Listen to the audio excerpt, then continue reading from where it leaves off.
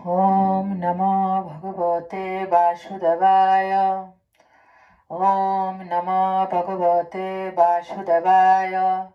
ॐ नमो भगवते वासुदेवाय।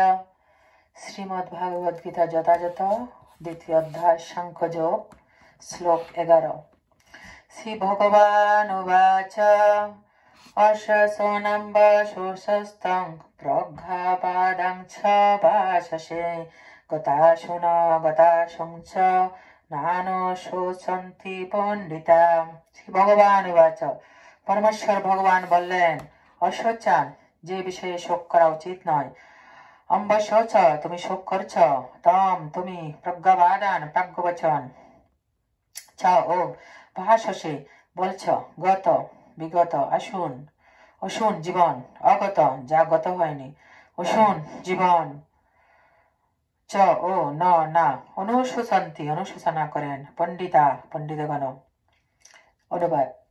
পরমেশ্বর ভগবান বললেন, তুমি প্রাজ্ঞের মতো কথা বলছ, অথচ যে বিষয়ে শোক করা উচিত নয় সেই বিষয়ে শোক করছ। যারা যথার্থ পণ্ডিত তারা কখনো জীবিত অথবা মৃত কারো জন্য শোক করেন না। তাৎপর্য, শিষ্যরূপী ভগবানের কাছে আত্মসমর্পণ করা মাত্র ভগবান আচার্যের ভূমিকা গ্রহণ করে অর্জুনের ভুল সংশোধন করার পর অর্জুনের ভুল সংশোধন করার জন্য পরোক্ষভাবে তাকে মহামূর্খ বলে শাসন করতে লাগলেন। ভগবান তাকে বললেন, তুমি প্রাজ্ঞের মতো কথা বলছ, কিন্তু প্রকৃত জ্ঞান তোমার নেই। যিনি জ্ঞানী তিনি জানেন দেহ কি ও আত্মা কি। তাই তিনি জীবিত অথবা মৃত কোন অবস্থাতে দেহের জন্য শোক করেন না। পরবর্তী অধ্যায়ে ব্যাখ্যা করা হয়েছে, প্রকৃত জ্ঞান হচ্ছে সেই জ্ঞান যা জড় ও চেতন আত্মার মধ্যে পার্থক্য নিরূপণ করে এবং পরম নিয়ন্তা ভগবানের সঙ্গে আমাদের নিত্য সম্পর্কের কথা মনে করিয়ে দেয়। অর্জুন যুক্তি দেখাচ্ছিলেন যে রাজনৈতিক ও সামাজিক প্রয়োজনীয়তা থেকে ধর্মীয় আচার অনুষ্ঠান অধিক গুরুত্বপূর্ণ, কিন্তু তিনি জানতেন না জড় পদার্থ, আত্মা ও ভগবান সম্বন্ধীয় জ্ঞান ধর্মীয় আচার অনুষ্ঠান করার চাইতেও বেশি গুরুত্বপূর্ণ। আর যেহেতু তার সেই জ্ঞান ছিল না, তাই তার পক্ষে পাণ্ডিত্যপূর্ণ যুক্তি দেখানো অনুচিত। যেহেতু তিনি পরম জ্ঞানের অধিকারী ছিলেন না, তাই তিনি অনর্থক শোক করেছিলেন। জড় দেহের জন্ম হয় এবং এক সময় না এক সময় তার বিনাশ হবে, কিন্তু আত্মা বিনশ্বর, তার কখনোই বিনাশ হয় না। তাই জড় দেহটি আত্মার মতো গুরুত্বপূর্ণ নয়। এই আত্মাই হচ্ছে জীবের প্রকৃত সত্তা। তাই দেহের বিনাশ হওয়ার ভয়ে শোক করা নিতান্তই মূর্খতা। এই সত্য সম্বন্ধে যিনি অবগত তিনি হচ্ছেন প্রকৃত জ্ঞানী এবং তিনি কোন অবস্থাতে জড় দেহের জন্য শোক করেন না। শ্লোক 12। ন তেবাহং জাতু নাশং ন তং মে জনাধিপা ন চৈব ন ভবিষ্যাম সর্বে বয়মতঃ পরম। না, না তো, কিন্তু এব, অবশ্যই, হম, আমি। ঝাতু, কোন সময়। ন, না, আসম, অস্তিত্ব। ন, এমন নয়। থম, তুমি। ন, না, ইমে, এই সমস্ত। জনাধিপা, নৃপতিগণ। ন, না, ছ, ও, এবং, অবশ্যই। ন, তেমন নয়। ভবিষ্যাম, অস্তিত্ব থাকবে। সর্বে, সকলের। বয়ম, আমাদের। অত পরম, তারপর। অনুবাদ। এমন কোন সময় ছিল না যখন আমি, তুমি ও এই সমস্ত রাজারা ছিলেন না, এবং ভবিষ্যতেরও কখনো আমাদের অস্তিত্ব বিনষ্ট হবে না। তাৎপর্য, বেদ, কট উপনিষদ ও শ্বেতাশ্বর উপনিষদে বলা হয়েছে, কৃত কর্ম এবং তার ফল অনুসারে জীব যদিও বিভিন্ন অবস্থায় পতিত হয়, কিন্তু পরমেশ্বর ভগবান সর্বাবস্থাতেই তাদের পালন করেন। সেই পরমেশ্বর ভগবান পরমাত্মা রূপে সকলের হৃদয়ে বিরাজ করেন। যে সমস্ত মহাত্মা অন্তর ও বাইরে সেই একই পরমেশ্বর ভগবানকে দেখতে পান, তারাই কেবল পূর্ণতা লাভ করে শাশ্বত শান্তি লাভ করতে পারেন। নিত্য নিত্যানাং চেতন চেতনানাম एको বহুনাং যোঃ বিদধাতি কামান তমাস্তস্তং জহানুপশ্যন্তি ধীরাস তেষাং শান্তি শাশ্বতী নেতহরেষাম। কণ্ঠোপনিষদ। যিনি নিত্যের মধ্যে পরম নিত্য, চেতনের মধ্যে পরম চেতন এবং যিনি এক হয়েও সকলের কামনা পূর্ণ করেন, যারা ধীর তারা সকলের অন্তঃস্থলে সর্বদাই তাকে দর্শন করেন এবং শাশ্বত শান্তি অনুভব করেন। কিন্তু যারা তার ভজন করে না তারা কখনোই তা লাভ করতে পারে না। হে বৈদিক তত্ত্বজ্ঞান যা ভগবান অর্জুনকে দান করলেন তা তিনি পৃথিবীর প্রতিটি মানুষকে দান করলেন। যারা নিজেদের মহাপণ্ডিত বলে জাহির করতে চায় কিন্তু বাস্তবিক পক্ষে যারা একজন মহামূর্খ, ভগবান স্পষ্টভাবে বলেছেন তিনি অর্জুন ও সেই যুদ্ধক্ষেত্রে সমবেত সমস্ত রাজারা সকলেই শাশ্বত স্বতন্ত্র জীব এবং ভগবান সমস্ত জীবকে তাদের বদ্ধ ও মুক্ত উভয় অবস্থাতে প্রতিপালন করেন। পরমেশ্বর ভগবান হচ্ছেন পরম স্বতন্ত্র পুরুষ এবং ভগবানের নিত্য পার্শ্বদ অর্জুন এবং সেখানে সমবেত সমস্ত রাজারা হচ্ছেন স্বতন্ত্র শাশ্বত ব্যক্তি। এমন নয় যে পূর্বে তারা ছিলেন না এবং ভবিষ্যতে থাকবেন না।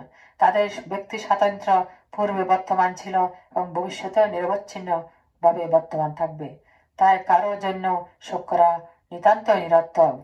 মায়াবাদীরা বলে থাকে যে মুক্তির পর স্বতন্ত্র আত্মা মায়ার আবরণ মুক্ত হয়ে নির্বিশেষ ব্রহ্মে বিলীন হয়ে যায় এবং তখন আর আত্মার নিজস্ব সত্তা থাকে না।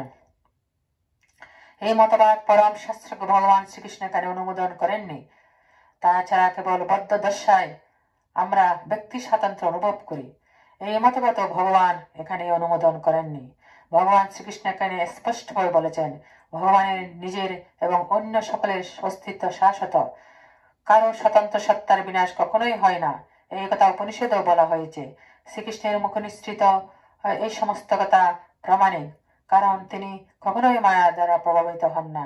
জীবের ব্যক্তি স্বাতন্ত্র্য যদি সর্বাবস্থায় বজায় না থাকত তবে ভগবান শ্রীকৃষ্ণ কখনোই বলতেন না যে ভবিষ্যতে কখনো এর বিনাশ হবে না। মায়াবাদী তার্কিকেরা বলতে পারে শ্রীকৃষ্ণ যে ব্যক্তি স্বাতন্ত্র্যের কথা বলেছেন তার চিন্ময় স্বাতন্ত্র্য নয়, তা হচ্ছে জড় স্বাতন্ত্র্য।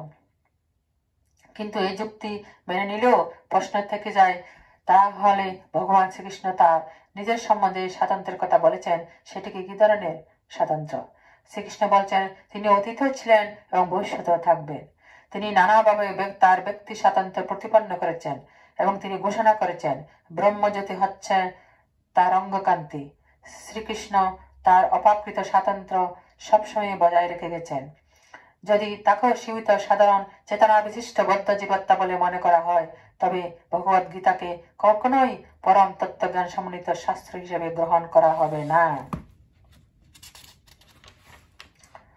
সীমিত জ্ঞান বিশিষ্ট ভ্রান্তিপূর্ণ সাধারণ মানুষ কখনোই পরম তত্ত্বজ্ঞানের শিক্ষা দিতে পারে না। ভগবদ গীতা সাধারণ কাব্যগ্রন্থ নয়, সাধারণ মানুষের লেখা কোনো বইয়ের সঙ্গে ভগবদ গীতার তুলনা করা চলে না। শ্রীকৃষ্ণকে যদি কেউ সাধারণ মানুষ বলে মনে করে তবে তার কাছে ভগবদ গীতার কোনো তাৎপর্য থাকতে পারে না।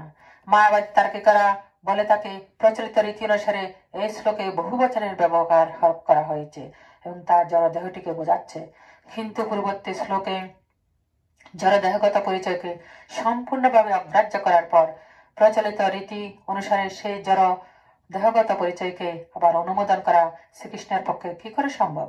তাই স্পষ্ট বোঝা যাচ্ছে অপাকৃত স্তরেও জীব স্বতন্ত্র আত্মারূপে বর্তমান থাকে।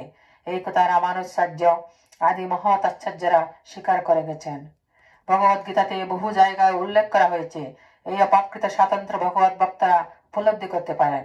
যারা পরমেশ্বর ভগবান শ্রীকৃষ্ণের প্রতি ঈর্ষাপরায়ণ, ভগবদ গীতার মতো মহৎ শাস্ত্রকে উপলব্ধি করার ক্ষমতা তাদের নেই। ভগবত ভক্তিহীন মানুষের ভগবদ গীতা পাঠ করা মৌমাছির মধুর বোতল চাটার মতোই নিরর্থক। বোতল না খুললে যেমন মধুর স্বাদ পাওয়া যায় না, তেমনি ভগবানের ভক্ত না হলে ভগবদ গীতার অন্তর্নিহিত তত্ত্ব উপলব্ধি করা যায় না। এই কথা চতুর্থ অধ্যায়ে বলা হয়েছে। ভগবানের অস্তিত্ব যে অবিশ্বাস করে তার পক্ষে ভগবদ গীতা স্পর্শ করাও সম্ভব নয়। তাই মায়াবাদীরা গীতার যে ভাষ্য দিয়ে তাকে তা সম্পূর্ণরূপে ভ্রান্ত এবং তা মানুষকে বিপদগামী করে। তাই শ্রী চৈতন্য মহাপ্রভু মায়াবাদীদের ভাষ্য পড়তে অথবা শুনতে নিষেধ করে গেছেন, কারণ মায়াবাদী ভাষ্যের দ্বারা একবার প্রভাবিত হলে গীতার অন্তর্নিহিত তত্ত্বকে আর উপলব্ধি করতে পারা যায় না। যদি ব্যক্তি স্বাতন্ত্র্য বলে অভিজ্ঞতা লব্ধ বিশ্ব ব্রহ্মাণ্ডকে উল্লেখ করে তাহলে ভগবান শ্রীকৃষ্ণের উপদেশের কোনো আবশ্যকতা থাকে না। স্বতন্ত্র আত্মার বহুবচন ও ভগবান চিরন্তন সত্য এবং তা বেদে প্রতিপন্ন হয়েছে, যা উপরে উল্লেখ করা হয়েছে। শ্লোক 13। দেহনস্মি যথা দেহে কৌমারং জবরং জরা তথা দেহান্তর প্রাপ্তি ধীরস্তত্র নমোজ্জতি। অনুবাদ: দেহীর দেহ যেভাবে কৌমার যৌবন ও জরার মাধ্যমে তার রূপ পরিবর্তন করে চলে, মৃত্যুকালে তেমনি ওই দেহী আত্মা এক দেহ থেকে অন্য দেহে,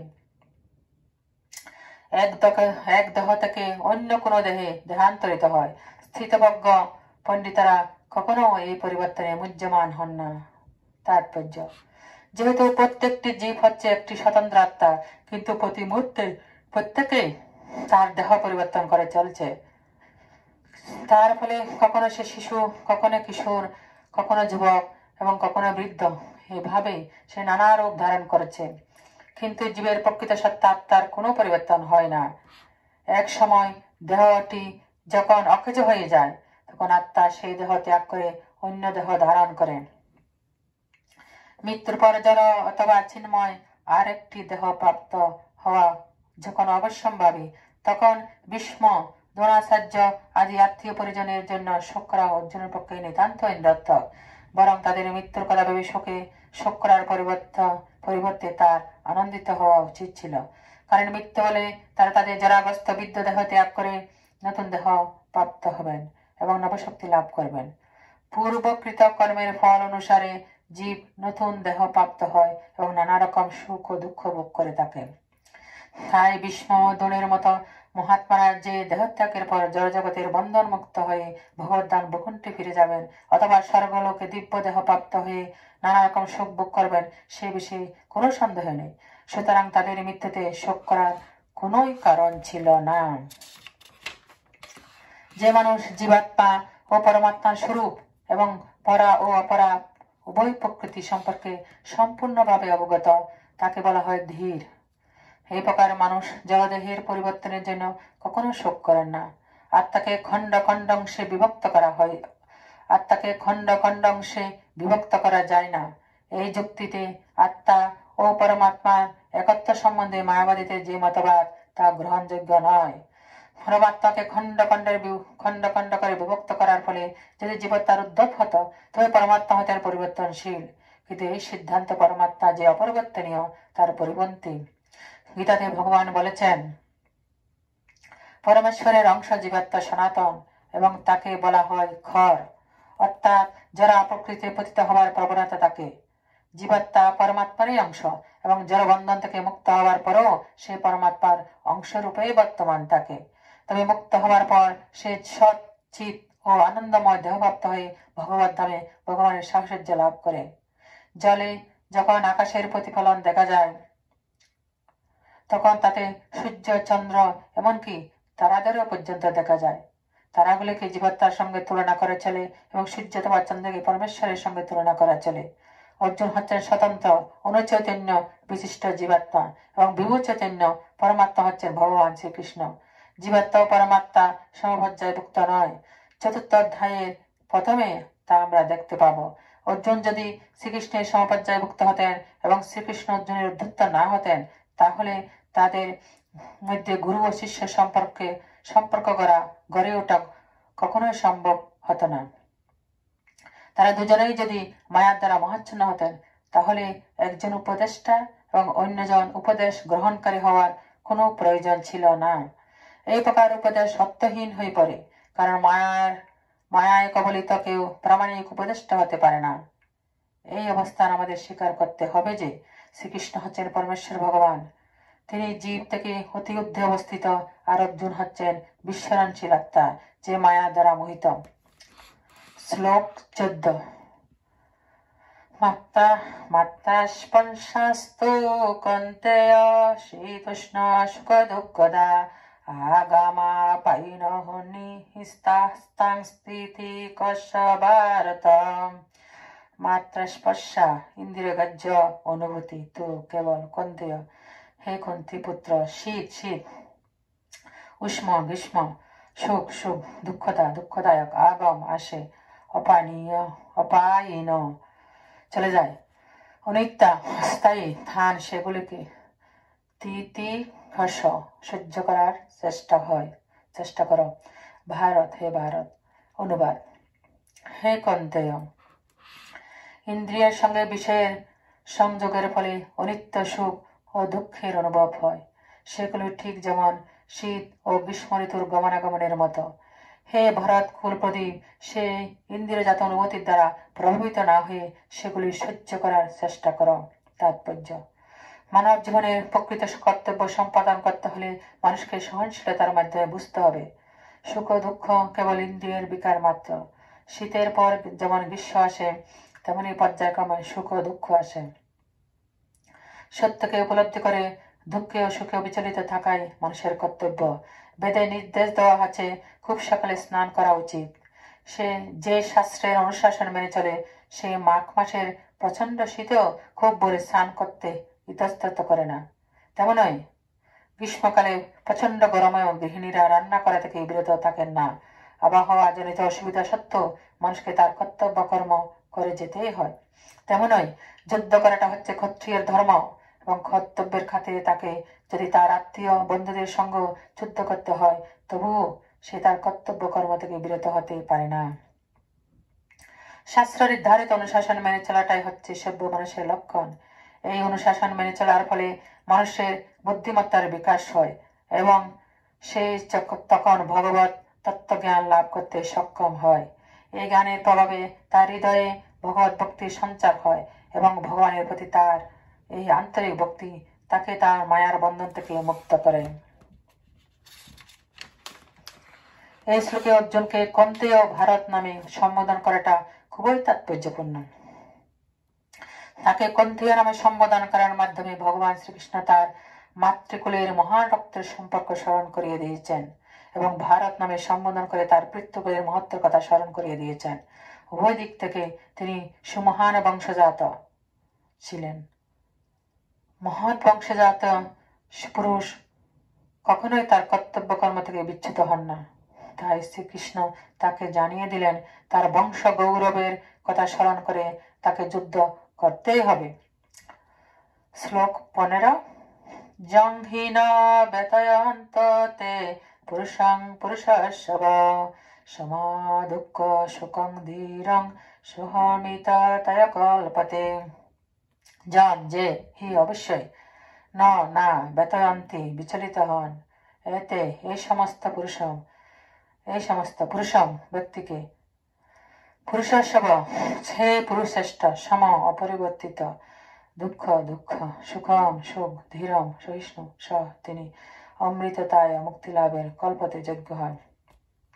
অনুবাদ: হে পুরুষ শ্রেষ্ঠ অর্জুন, যে জ্ঞানী ব্যক্তি সুখ ও দুঃখকে সমান জ্ঞান করেন এবং শীত উষ্ণ আদি দ্বন্দ্বে বিচলিত হন না, তিনি মুক্তি লাভের প্রকৃত অধিকারী। তাৎপর্য: যে মানুষ সুখে দুঃখে সম্পূর্ণ অবিচলিত থেকে তার পারমার্থিক উন্নতি সাধন করতে দৃঢ় প্রতিজ্ঞ হন, তিনি অনায়াসে ভবযন্ত্রণা থেকে মুক্তি লাভের যোগ্য হন। বর্ণাশ্রম ধর্মের চতুর্থ আশ্রম সন্ন্যাস অত্যন্ত কষ্ট সাপেক্ষ পদ, কিন্তু যে মানুষ তার জীবনকে সার্থক করে তুলতে চান, তিনি সমস্ত রকম অসুবিধা সত্ত্বেও এই সন্ন্যাস আশ্রম গ্রহণ করতে দ্বিধা করেন না। সন্ন্যাস আশ্রম গ্রহণ করলে মানুষকে তার সব রকম পারিবারিক বন্ধন ছিন্ন করতে হয়। স্ত্রী পুত্র পরিজনের এই বন্ধন মুক্ত হওয়া খুবই কষ্টকর, কিন্তু যিনি এই বন্ধন থেকে মুক্ত হতে পারেন, নিঃসন্দেহে তার পারমার্থিক জীবন সার্থক হয়ে ওঠে এবং অচিরে তিনি ভগবত দর্শন লাভ করেন। ঠিক তেমনই অর্জুনকে তার খাদ্য ধর্ম পালন করার উপদেশ দিয়ে ভগবান তাকে বললেন, এই ধর্মযুদ্ধ তার আত্মীয় পরিজনদের সঙ্গে যুদ্ধ করা যদিও অত্যন্ত দুঃখদায়ক এবং কষ্টসাপেক্ষ, কিন্তু তবুও তার কর্তব্য কর্ম সম্পাদন করবার জন্য তার দেহজাত আত্মীয়তার বন্ধন থেকে তাকে মুক্ত হতে হবে এবং যুদ্ধ করতে হবে। শ্রীকৃষ্ণ মহাপ্রভু 24 বছর বয়সে সন্ন্যাস গ্রহণ করেন। ঘরে তখন তার যুবতী স্ত্রী এবং বৃদ্ধা মাতা ছিলেন।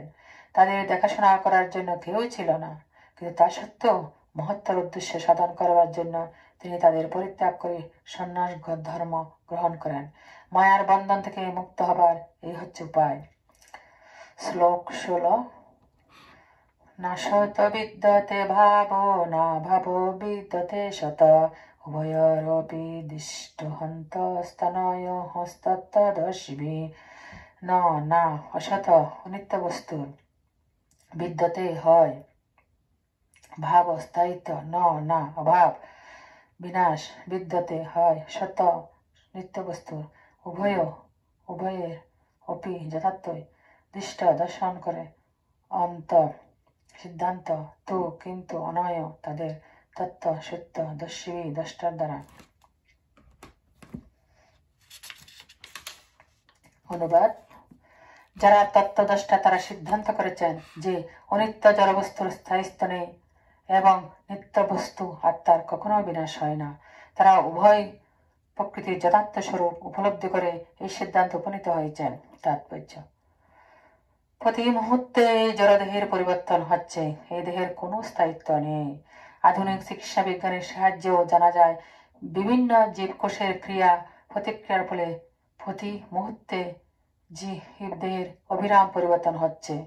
তার ফলে জীবদেহ শিশু অবস্থা থেকে ক্রমে ক্রমে পূর্ণ যৌবনে বিকশিত হয় এবং অবশেষে বৃদ্ধাবস্থায় পরিণত হয়।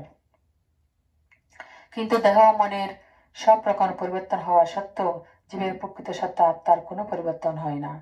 জড়দেহ সনাতন আত্মার মধ্যে এটি হচ্ছে পার্থক্য। দেহের প্রকৃতি হচ্ছে চিরপরিবর্তনশীল আর আত্মা হচ্ছে চিরশাশ্বত সনাতন। এই সিদ্ধান্ত নির্বিশেষবাদী ও সবিশেষবাদী উভয় শ্রেণীর তত্ত্বদ্রষ্টারা স্বীকার করেছেন। বিষ্ণু পুরাণে বলা হয়েছে, শ্রী বিষ্ণু ও তার ধাম সকল স্বতঃস্ফূর্ত চিন্ময় জ্যোতির দ্বারা উদ্ভাসিত। জ্যোতিংসী বিষ্ণু ভুবনানি বিষ্ণু।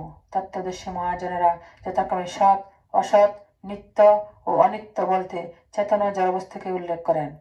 মায়ার দ্বারা মহচ্ছন্ন বদ্ধ জীবের প্রতি ভগবান শ্রীকৃষ্ণের এটি হচ্ছে সর্বপ্রথম উপদেশ।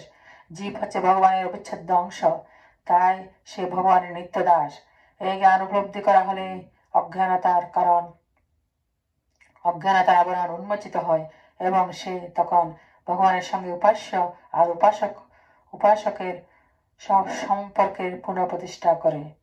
পূর্ণের সঙ্গে অংশের যে সম্পর্ক, ভগবানের সঙ্গে জীবের সেই সম্পর্ক। ভগবান হচ্ছেন পূর্ণ আর জীব তার অংশ। বেদান্ত সূত্র শ্রীমদ্ ভাগবতে বলা হয়েছে, ভগবান হচ্ছেন সবকিছুর উৎস। সবকিছুই উদ্ভূত হয়েছে ভগবানের থেকে। ভগবানের থেকে উদ্ভূত এই প্রকৃতিতে পরা ও অপরা এই দুটি স্তর আছে। জীব ভগবানের পরা প্রকৃতির অন্তর্গত। সপ্তম অধ্যায়ে এই সম্বন্ধে বিশদভাবে আলোচনা করা হয়েছে।